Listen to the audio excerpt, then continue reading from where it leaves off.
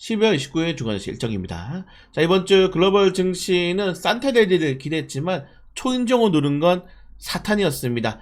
미국 주식시장에 대한 고점 시그널이 계속적으로 나오고 있는 상황에서 이번 주 제넷 옐런 재무장관이 미국 정부 부채가 지금 5경이 넘거든요.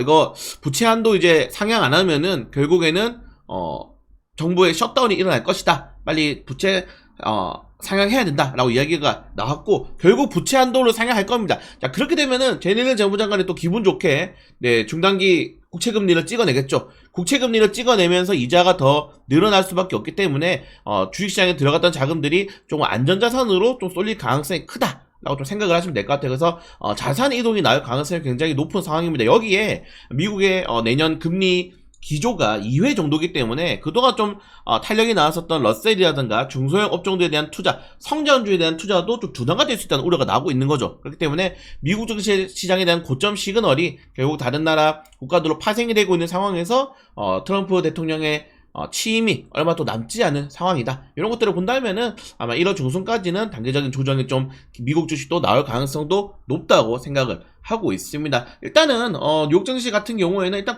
초고점 구간이기도 하고 어느 정도 익전을 많이 하고 내년에 포트폴리오 관련해가지고 리밸런싱이 많이 일어나는 구간이기 때문에 약간 보수적으로 관점을 가져보시는 게 좋을 것 같고, 미국 걱정할 때가 아니죠. 국내 증시 같은 경우에는 보시는 것처럼 연간 기점으로 거의 하락률이 어마무시하게 나오고 있습니다. 이게 미국 뿐만 아니고 오히려 신흥국 시장 아시아 태평양에서도 꼴찌예요, 꼴찌. 꼴찌를 기록하고 있을 정도로 전 세계적으로 가장 좀 약한 흐름을 이어져가고 있는데, 지금 여러분들 생각하는 정치적인 리스크가 이게 진영 논리가 아닙니다. 이제는 보수, 진보, 좌파, 우파가 아니고 이제 여기는 그냥 말 그대로 미국, 한미일, 아니면은 이제 북중러, 이제 여기서 이제 헤게모니 딱 중간에 나라에 있는 거예요, 정치적으로. 그래서 이번 윤석열 대통령의 탄핵 결과에 따라서 정말 이 글로벌 강대국들 간의 지정학적 리스크, 정치적인 리스크가 더욱더 확대될 수밖에 없다는 점들, 이런 것들이 정말 시장에서는 크게 리스크로 작용할 수밖에 없기 때문에 외국인 투자들이 한국에 들어올 수가 없습니다. 이 정치적 지정학적 리스크 때문에. 그래서 그런 것들에 대한 부담감이 커지고 있는 상황에서 환율은 계속적으로 높아질 수밖에 없고요. 그러니까 외국인 투자들이 이렇게 한국에 대한 경쟁력이 약화되는 시장에서 국내 주식을 살 이유가 없단 말이에요. 환자 손익이 있잖아요. 우리나라 주식을 사기 위해서는 외국인들이 본인이 가지고 있는 달러를 한국 원화로 환전을 해야 되는데, 환전해! 일단 그거부터 손실인데 그거 가지고 한국 주식을 또 산다? 리스크 곱하기 리스크죠. 그래서 외국인 투자들이 굳이 국내 시장에 들어올 가능성이 굉장히 낮아지고 있는 상황이다. 이런 것들을 개인 투자자들도 알기 때문에 현재 개인 투자들이 비트코인, 물론 이거 중복입니다. 거래소에 상장돼 있던 계정 중복으로 1,500만 시대를 돌파했다는 얘기 나오고, 중요한 게 보유금액이 여러분들 100조입니다. 100조. 이거 다 주식시장에 들어갔다 생각해보세요. 지금 주식시장에 예탁금 50조밖에 안 되는데, 그러니까 지금 비트코인하고 투자들이 100조란 거예요.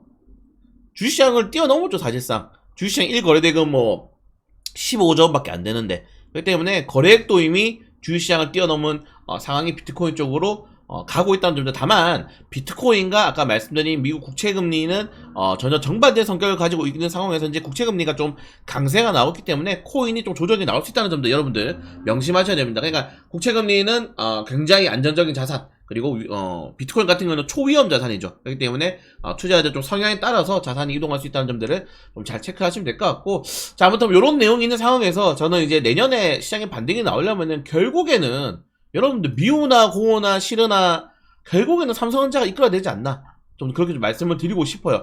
여러분들 우리나라에서 삼성전자가 가져가는 이 비중이 어마무시합니다. 우선 삼성전자 그룹주들이 국내 주식시장에서 차지하는 이 전체적인 비율이 27%가 아직도 넘어요. 이게 2020년도 초반까지는 30%가 넘었습니다. 35%에서 40%대였거든요. 근데 이게 굉장히 많이 줄어들죠. 올해 하반기에 계속 삼성전자가 빠졌기 때문에. 그래서 아직도 여전히 27%에서 30% 정도대의 비중을 차지하고 있고, 한국에서 삼성전자가 차지하는 비중, 그 중에서 법인세를 5% 냅니다. 어마무시하죠. 세금을 가장 많이 내는 기업이에요. 삼성전자가 살아야 되고, 삼성전자의 임직원들이 몇십만 명이죠. 그 몇십만 명이 지금 계속적으로 힘든 상황에 치칠 수밖에 없다는 점들. 그래서 보시면은 올해 외국인 코스피 시장에서 수급을 삼성전자만 10조를 팔았고, 전체 10조로 팔았고, 삼성전자 만약에 제외하면은 11조 샀어요. 그냥 삼성을 팔고 다른 업종들로 다 리밸런싱을 해버린 거다. 삼성이 왜 이렇게 약하냐? 뭐 너무 다양한 의견이 있어가지고 넘어가겠지만은 제 생각에는 확실히 이 정부의 지원이 없는 게 가장 크지 않나 생각이 됩니다. 물론 뭐 삼성전자 임원진들, 내부진들, 뭐 이재용 회장에 대한 좀 아쉬운 점도 있지만은 결국 다른 나라 반도체 기업들, TSMC, 뭐 창신메모리, 마이크론 테크놀로지, 이런 메모리 반도체, 그리고 여기에 삼성전자 투자하고 있는 파현도의 산업에서도 규제는 너무 많은데 지원은 안 해주고 세제는 세고 이재용 회장 계속 깜빵 보내려고 하고, 이거 전 세계 어느 나라도 본인에서 가장 큰 기업을 이렇게 조지는 국가는 없습니다. 대부분 약간 용인을 해주는 그런 상황이죠. 심지어 미국조차도. 그런데 지금 우리나라에서는 삼성전자 죽이기를 지금 거의 몇 년째 하고 있는데 이게 좀 빨리 없어져야 되지 않나, 저는 개인적으로 그렇게 생각하고, 삼성전자 지금 보시는 것처럼 개인 투자가 순매수 1위에요. 1위 삼성이 1인데도 마이너스 30%야. 만약에 삼성전자 개인 투자들이 1인데 플러스 30%라고 생각해보세요. 소비도 많이 늘어날 거고, 당연하죠. 내가 주식으로 돈 많이 버니까 삼성에 더욱더 많은 돈이 투자될 거고, 삼성전자를 가장 많이 사고 있는 기업 어딥니까? 국민연금이잖아요. 국민연금도 수익률도 올라갈 거고, 그냥 뭐든지 다 좋은데 삼성이 좀 올라가야 되는데 너무 삼성이 쉽지 않다. 그래서 결국에는 지수가 반등이 나오려면은 삼성전자의 반격이 좀 필요하다. 근데 그걸 반격하기 위해서는 정부 정책이 무조건적으로 나와야 된다. 그 정부 정책이 나오기 위해서는 결국 이 정치적인 리스크에서 어느 쪽이 이기는지가 좀 가장 중요하지 않을까. 네, 제가 이번 이 계엄과 탄핵 정국은 여러분들 좌파 우파가 아니고 계속 말씀드린 것처럼 우리나라가 정말 이제 앞으로 10년, 20년, 뭐 길게 50년 동안의 그런 결정이 나는 거다. 네. 쉽지 않습니다, 여러분들. 네, 이런 정치적인 리스크가 결국에는 글로벌적으로 확대될 수밖에 없기 때문에 좀 쉽지가 않다는 점들. 네. 그래서 어떻게 결과가 나올지 모르겠지만은 좀 잘 대응할 필요가 있겠죠. 자, 그리고 이번 주에도 강세가 나왔던 종목들은 양자 컴퓨터, 양자암호 관련 테마주들, 그리고 조선업, 그리고 휴머노이드. 요 보시면은 여러분들 조선업을 제외하고는 성장주죠. 양자 컴퓨터 성장주고 휴머노이드 성장주고, 실제로 가장 제가 중요하게 말씀드리고 싶은 거는 전략자산이다. 전략자산. 네, 양자암호와 이제 휴머노이드, 뭐 이런 드론, 이런 것들은 전략자산, 국가에서 국가 단위로 투자하는 자산이라고 생각하시면 될 것 같고, 조선업은 뭡니까, 여러분들? 네, 국가 기간산업이죠. 기간산업. 네, 기간산업, 전략자산. 그러니까 지금 보시면은 정말 필수적인 테마 섹터들이 많이 오르고 있다는 점들을 좀 확인을 하시면 될 것 같고, 반도체도 기간산업이 좀 아쉽긴 하네요. 전략자산이고. 아무튼 조선업이 좀 갈가고 있고, 결론에는 여기 종목들의 특징이 뭐다? 트럼프가 묻었느냐 안 묻었느냐, 일론 머스크가 묻었느냐 안 묻었느냐. 네, 일론 머스크가 묻은 게 지금 다 이런 테마주들이 오르고 있다는 거죠. 그리고 본다면은 결국 지금은 트럼프 관련된 업종들 위주로 공략하는 게 좀 맞지 않나, 이렇게 생각이 됩니다. 그리고 먼저 뭐 중간 상승 종목들은 신세계 그룹주들, 우리 뭐 도박도 성공하긴 했는데 조윤재 회장이 트럼프와 면담을 했다, 루머도 많이 나왔죠. 뭐 차기 대선에 나간다더니 이런 루머도 많이 나왔고, 그리고 알리바바 합작법인 그랜드 오프스 폴딩. 근데 지금 신세계 그룹주는 처리해야 될 게 좀 많습니다. 뭐 옥션도 그렇고 좀 정리해야 될 이런 소비재 그룹주들이 굉장히 많은데, 이런 걸로 교통정리나 좀 하게 되면은 호재가 될 수 있다는 소식에 좀 많이 올랐다는 점도 확인하시면 될 것 같고, 그리고 코스닥 같은 거 테마주가 많이 움직였죠. 로봇, 네, 그리고 양자암호 관련 테마주들이 좀 많이 움직인 그런 하루가 나왔다. 자, 그리고 이번 주 뭐 다음 주죠, 여러분들. 다음 주에는 이거래일이 휴장을 하게 됩니다. 우선 내일은 이제 개장하게 되면서 폐장일이죠. 휴장일이 아닙니다.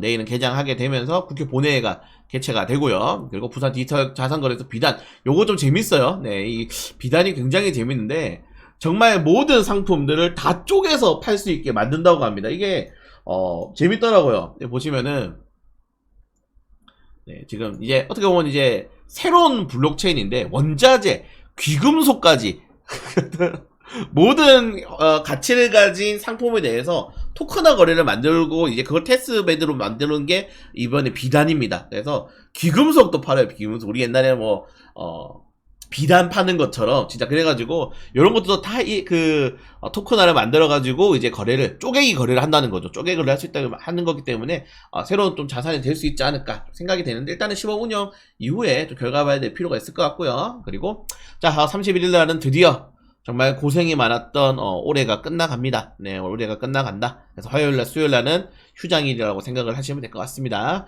그리고 목요일날 우리나라 첫 거래일은 1시간 늦게 개장을 하게 됩니다. 네, 오전 10시에 개장하니까 뭐 착각하지 마시고요. 그리고 미국 재무부에서 바이든 대통령의 대중국 투자 통제 행정명령 네, 14105가 시행이 되면서 양자 컴퓨터, AI 로봇, 소프트웨어 관련해가지고 규제가 들어가기 때문에 국내 주식들의 반세가 좀 기대해봐도 될 것 같다. 이렇게 좀 말씀을 드리고 싶고, 그리고 금요일에는 정부 자율운항 선박법 요건 제가 컨텐츠로 연휴 동안에 만들어 드릴 겁니다. 예, 요거 보니까 괜찮은 기업들 좀 있더라고요. 올라가지 못한 기업들이. 물론 조선기자재들이 가장 큰 수익이 되겠지만은 이렇게 소프트웨어 만드는 기업들도 수익이 될 수 있다는 점인데, 그래서 이제는 자율운행이 트렌드다. 예, 자동차뿐만 아니고 이제 배도 자율운항을 하게 되면서 이런 인건비라든가 것들을 많이 줄일 수 있지 않나, 좀 이렇게 생각이 됩니다. 자, 아무튼 이런 내용이 있다. 그래서 이번 주 정말 많이 힘들었죠, 여러분들. 힘들고 사실 좀 안 좋은 소식도 우리 또 주중간에 들어오면서 약간 마음이 심란한데, 정말 좀 안 좋은 일이 그만 발생하고 내년에는 정말 좋은 일만 좀